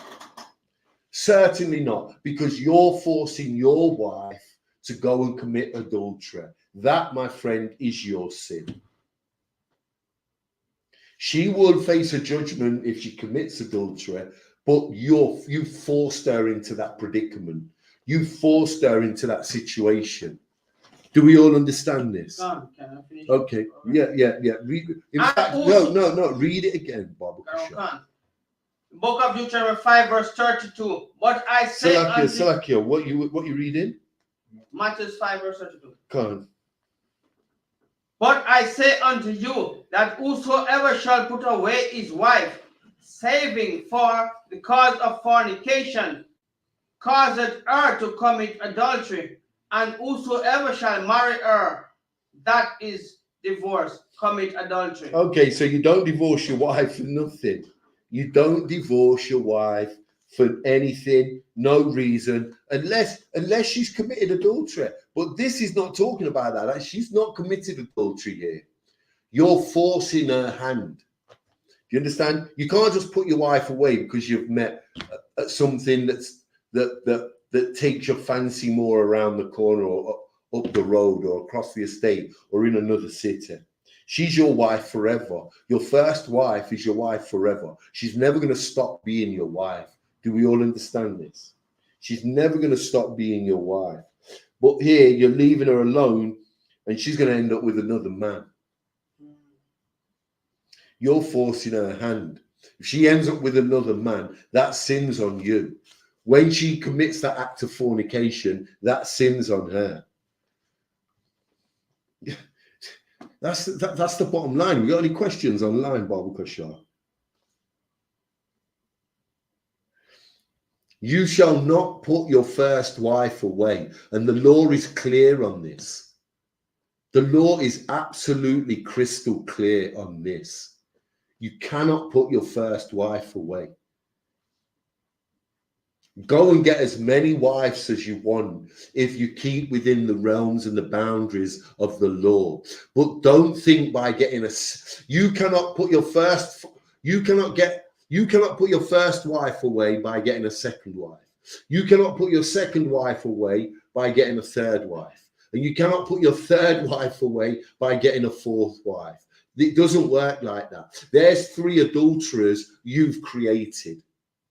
If you get a fourth wife and put the first 3 wives away and divorce them, your sin is you're creating 3 adulteresses if they go and marry again. That's right.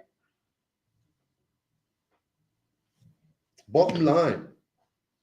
Bottom line. But we don't understand these laws today. We're in that Christian church learning how to bang a tambourine and hold hands with the heathen, singing hallelujah and kumbaya. What a bag of BS. What a bag of nonsense.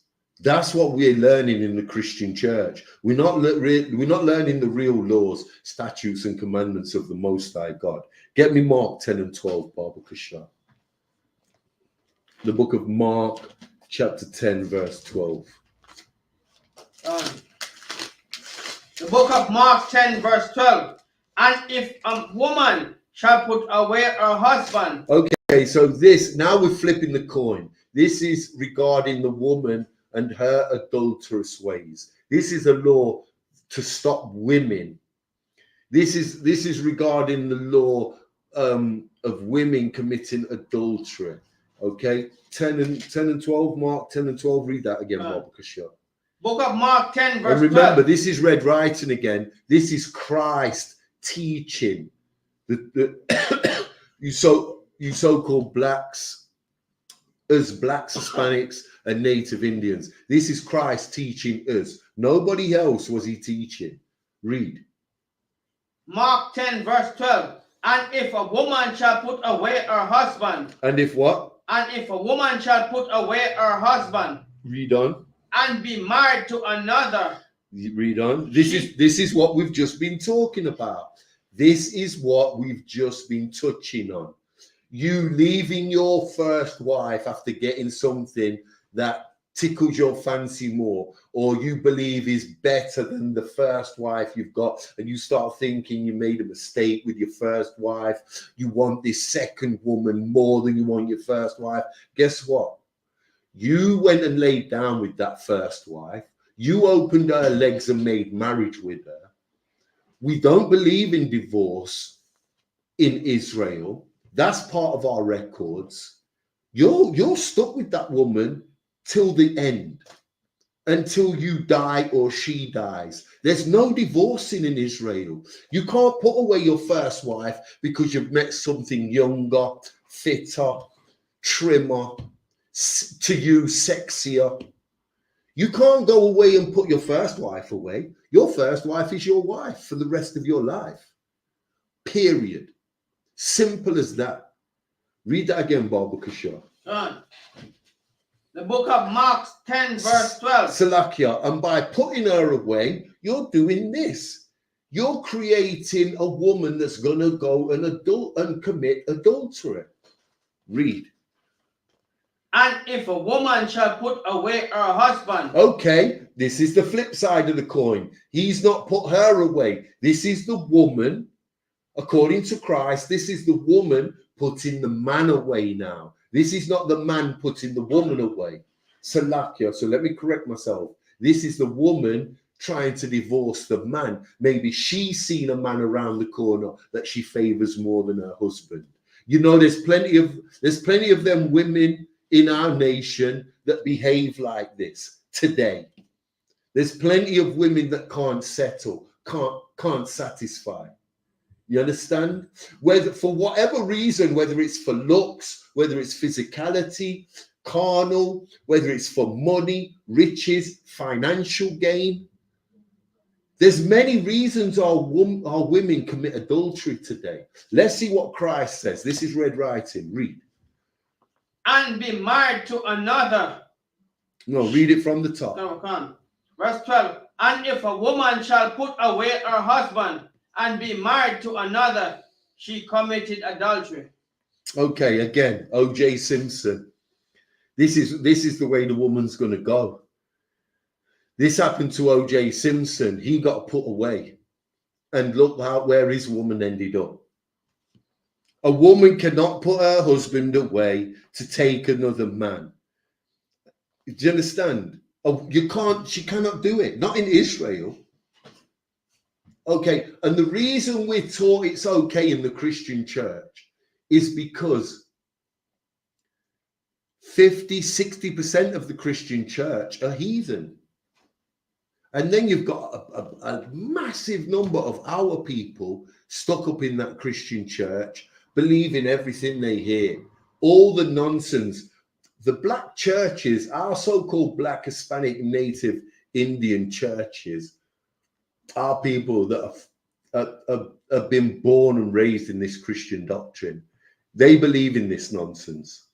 Our sisters in that Christian church really believe in their heart of hearts that they can have a husband, get tired of that man, leave him and marry the pastor, or marry the pastor's son, or marry somebody they've met in church. A lot of our women go to church and leave their men at home.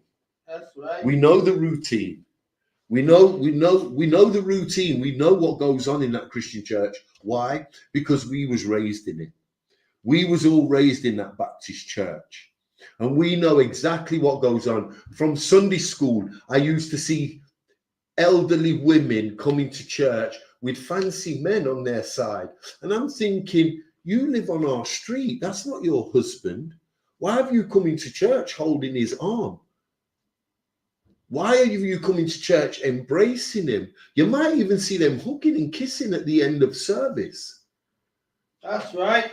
This is adultery. Read. Verse 13. And they brought a young child. No. We only want 12. Read 12 again, Bob. Verse 12. And if a woman shall put away her husband and be married to another, she had committed adultery. Okay, so listen, and this is red writing, this is Christ. It's a done deal. You sisters, you cannot put away your husband. It is against the law.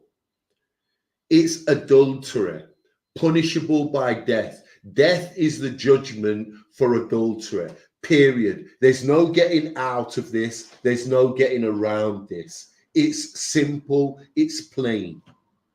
That's right.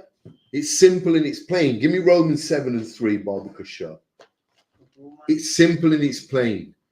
Yeah, we've got to fix up Israel. We've got to get out of this Christian mentality. We've got to get out of it. It serves no purpose to our people. None whatsoever. Romans 7 and 3. Read that for me, Barbara. The book of Romans 7 verse 3. So then if, while her husband liveth, she be married to another man, she shall be called an adulterer. A what? An adulterer. There you go. There you go. There you go. Read that again. The book of Romans 7 verse 3. So then if, while her husband liveth, she married to another man, she shall be called adulteress. Read on. But if her husband be dead, she is free from that law. There you go. Is that it? So. Hold on. 7 and 3. She'll be free from that law. She will be free from that law. Yet can't read on. So that she is no adulteress, though she be married to another man. There you go. And this is the only way. This is the only way a woman can have a second husband in her life in Israel. Right there. What the Apostle Paul's records say. Okay. The only way a woman can marry another man and not be an adulteress is if her husband dies. There is no other way. That's right. If she puts her husband away or divorces her husband and goes and finds another man, she's an adulteress. But if her husband dies, there's no law or marital law there anymore because she is husbandless. So she can go and marry again and have a second husband. But she can't if her first husband's alive. That's her husband for life. Read that again, Barbara Kashar. Let's get the correct understanding of this. Romans 7 verse 3. So then if, while her husband liveth, she be married to another man, she shall be called an adulteress. But if her husband be dead, she is free from that law. Okay, so there you go. She's free from that law. That if her husband dies, she can have a new husband. That's the only way. That's the only way she can marry again, marry another man. Yeah, that's the only way if she becomes a widow. If a woman becomes a widow in Israel, she can marry a second husband because her first husband is no longer. It's as simple as that. Yeah. In cases like that, the woman becomes exempt to adultery. She's not an adulteress because her husband's dead. She's not married anymore. She can marry again. But if her husband's alive, she can't take a second husband. That's adultery. Just like Christ said in Matthew. Okay, drop that. We've got 5 minutes left. Just try and squeeze in a couple more precepts before we finish. Get me Proverbs 11 and 22. Baba Kashar.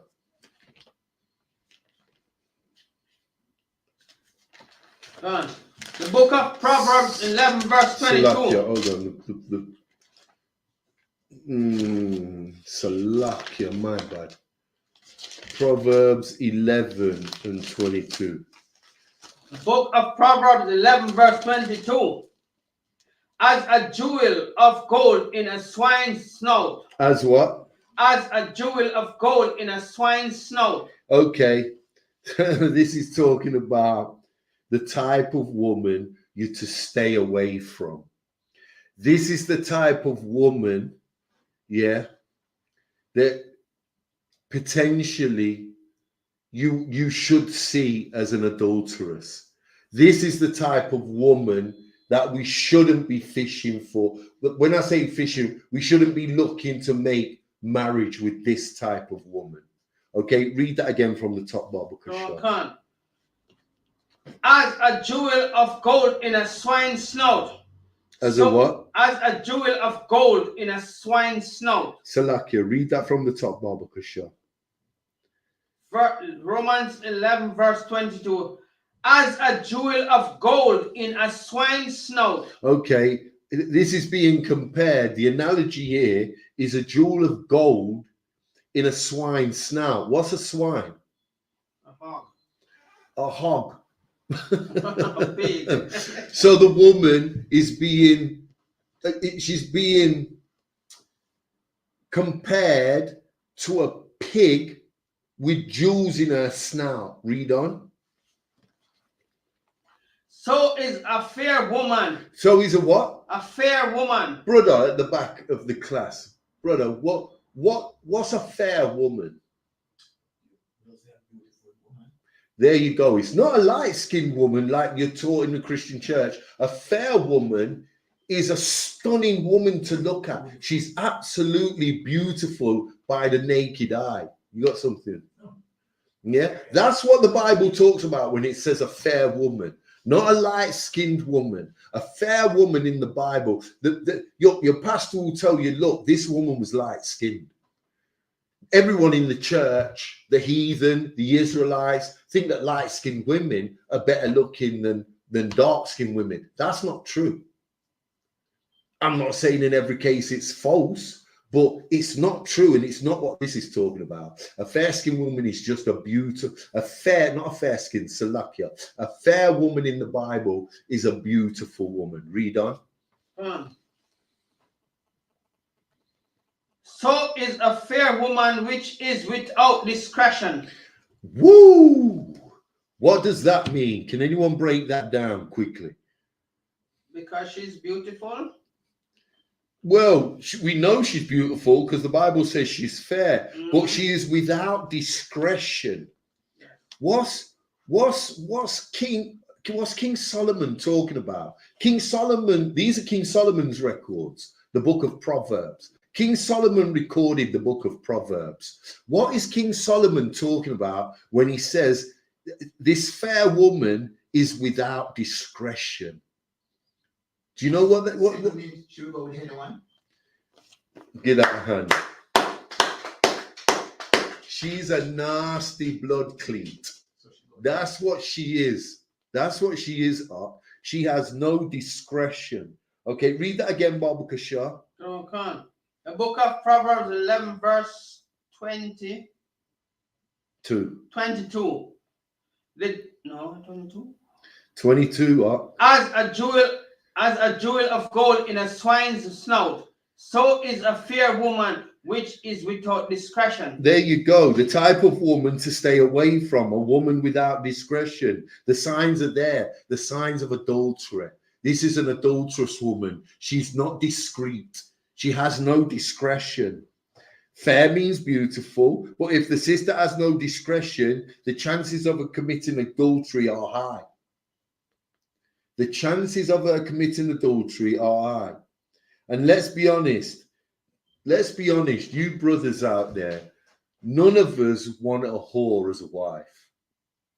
None of us really deep down want a wife that we know has no discretion. You can't turn your back on. You can't have your brethren in the yard while you run to the shop because you don't know what the hell you're going to find when you get back. You see them one day, you know them ones. You know them sneaky ass brothers that sit up in your crib all day. And yes, it's your boy, but you're thinking, when are you going home? You can't be staying here for the love of me. And then you realize, well, your rib's fair. And then you start putting two and two together and understanding why your best friend loves staying at your yard so much. It's not that he just comes around and gets a plate of food and drinks your beer and your wine out of your fridge all day. Every time you get up and go to the goddamn toilet, he's eyeing up your wife. He's breaking that same law Christ is talking about in Matthew, in the book of Matthew. That lustful spirit, that thought, that bad-mindedness, the beginning of the committing of adultery. That's right. You understand that? Are we all with this? All right, last precept, because we're about, let's try and rip this one quick. Proverbs 6 and 24. There's 3 verses here. It's nearly 9:05 already. I wanted to go through verse 24, 25, and 26, but we're just going to break down verse 24, and then we're going to call it. Then I'm going to call the class. Okay, so it's Proverbs 6, verse 24. So, okay, yeah, Proverbs 6 and verse 24. I want 25 and 26. Maybe we'll have time to fit it in next week, or you can break it down next week. Read verse 24, Babu Kushna. The book of Proverbs 6, verse 24. To keep thee from the evil woman. To do what? To keep thee from the evil woman. To keep thee from the evil woman. The flattery of the tongue of a strange woman. There you go. An adulterous woman is evil. That's right. She'll use everything on you. Her mouth, her tongue. Read on. Verse 25. Lust not after her beauty in thine heart. Okay, so just because she's got pretty long eyelashes, 1.5-inch eyelashes, purple, red, bright, orange lipstick, she's got rosy cheeks, and you're looking at her like, wow, she's TT. This chick's 10 out of 10. Okay, what does this woman have? She has no discretion. She has no morals. Read on. Neither let her take thee with her high lids. There you go. Do not let her beauty fool you. Batting her eyelids at you every minute in the club. Next minute, you know, you're £100 down because you bought her a bottle of champagne, and she's looking at every goddamn man in the club, not just you. You understand? Listen, we're out of time. I want to go on. Read on. Verse 26. For by means of a whorish woman, by what? For by means of a whorish woman, a man is brought to a piece of bread. Ooh wee. Brought to a piece of bread. Read on. And the adulteress will hunt for the precious life. Boy. It's over. It's a done deal. You see that? All your tribulation and scrapes in your life, all the bullets you've dodged if you was a roadman, all the buses, cars that could have licked your head off. Damn. All that you've avoided all your life to get done in and commit adultery by a wicked ass woman. That's what verse 26 is saying. Verse 27. No. We don't want verse 27. Yeah, I wanted 24, 25, and 26. But verse 26 is telling you all your trials and tribulations. You've avoided bullets. You've avoided the knife in the streets. You've avoided car crashes. You've slept with 25 women that you've not stayed with and made them adulterous. You've avoided AIDS, syphilis, all kind of sexual transmitted diseases, only to get caught in the woman's net, in her fishing net, in her trap. And you're finished. It's over because you fell for the wrong woman, because she had big eyelashes, fake eyelashes and fake nails and a big long fake blonde wig instead of beautiful nappy curls. That's what you fell for. That's what done you in. When you've been dodging bullets your whole life, you let this whore take you and destroy you. And with that, I'm going to call the class. Clap it up. I'm going to hand the class over for the security announcements to Officer Moser.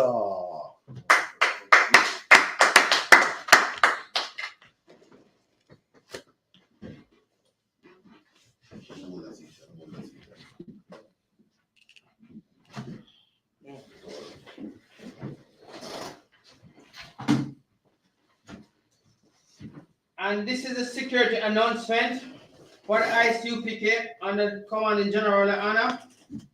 This is the I.S.U.P.K security announcement. We are the I.S.U.P.K started out of 1 West 125th Street, Harlem, New York.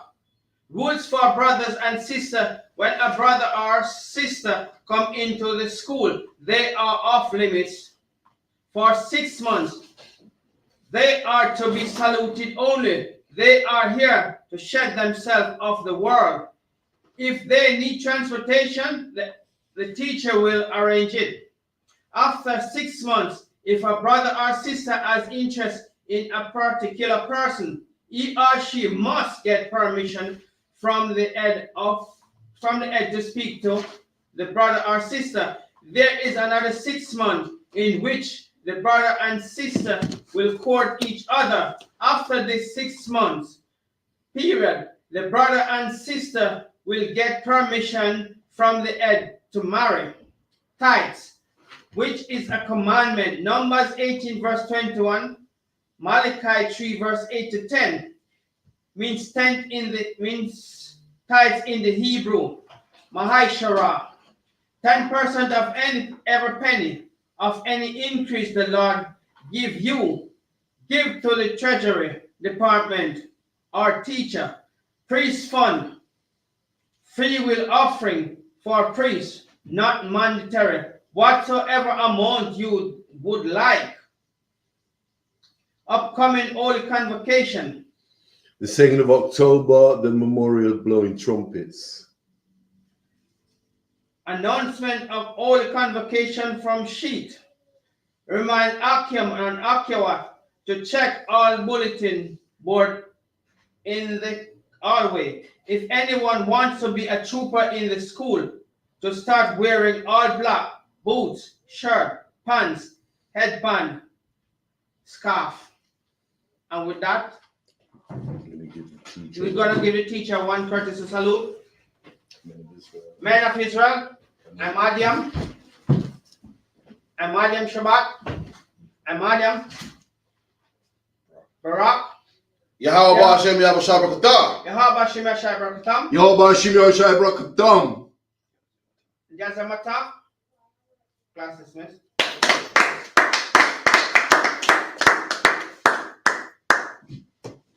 Yo,